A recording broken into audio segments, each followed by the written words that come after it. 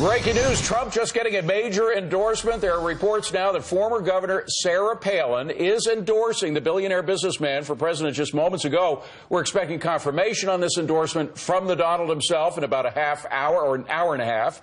While aides to Senator Ted Cruz said they were deeply disappointed, Cruz himself tweeted out, quote, "I love Sarah Palin. Without her support, I wouldn't be here in the Senate. Regardless of what she does in 2016, I'll always be a big fan." Our panel is back with us. Adolfo Franco is former John McCain campaign advisor, along with Sabrina Schaefer of the Independent Women's Forum and Julie Roginski, Fox News contributor. Adolfo, first to you. We just heard from you, but we got to mention, I mean, everything didn't go so smoothly with the McCain-Sarah Palin group. Do you think that when you take on Sarah Palin, you get a lot of attention, but you might also take on some other stuff, right?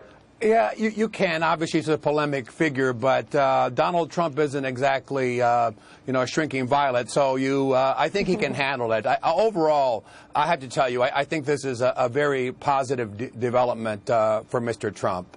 She has a following.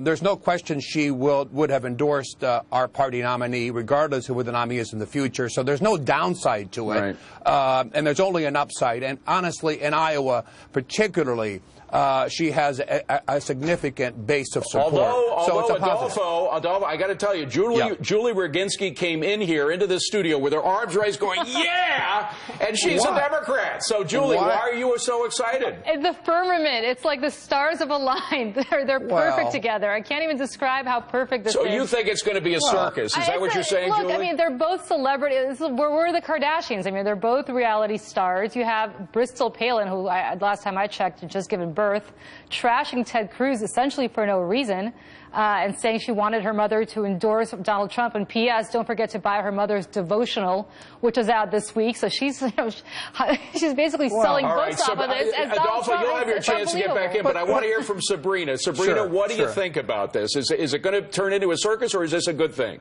for Republicans? I suspect it'll turn into a circus because it's Donald Trump. But here's why I'm confused, David, and that's because I think he's using her because he wants to sort of strengthen his conservative credentials. But I wouldn't be so excited to have Sarah Palin. I mean, this is a woman who was given an opportunity of a lifetime, never did her homework, never really got ready for the big leagues, and now you want to bring her on and suggest that she is somehow a good endorsement. Adolfo, is that a fair characterization of the way she operated during the McCain campaign? No, that's very, very unfair. She, first of all, is a former governor. She was our party's nominee for vice president. She was selected by Senator McCain. I don't think most people don't see him as a right-wing zealot. No. And the fact of the matter is this.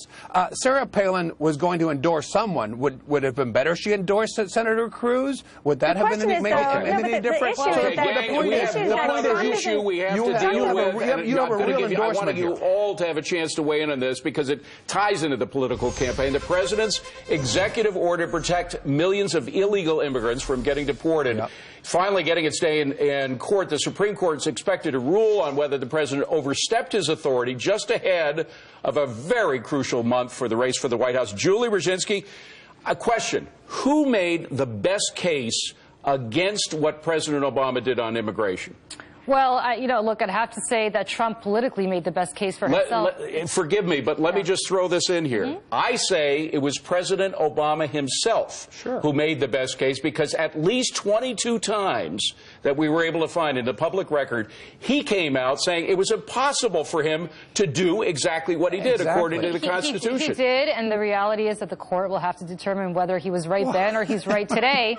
That's politics and that's life. Look, I think the court taking this up is probably a good thing potentially for his legacy if they rule in his direction. I am somebody who's very concerned about executive orders. I would wish that this kind of legislation would go through Congress and be signed by the president. Well, that's what the president himself said. In fact, I'm not a huge fan of executive orders. We put together a group of little sound bites. Let's see if we can get at least one of them in here before we leave. With respect to the notion that I can just suspend deportations through executive order, that's just not the case. For me to simply, through executive order, ignore those congressional mandates would not conform with my appropriate role as president. Okay, Sabrina, very quickly, how is he going to justify that with what he did? Well, the Fifth Circuit Court of Appeals already told him he can't justify it, so I think the Supreme Court is going to now hopefully reinforce that. But I think the president, this is when he talks about political rancor, it's things like this. It's pushing through massive pieces of legislation by executive order or massive policy change to executive order that people dislike. It makes them feel like there is no cohesion in Washington. We got to wrap it at that. Julie Roginski, Sabrina Schaefer, Adolfo Franco, thanks to you all. Appreciate you being here. Melissa.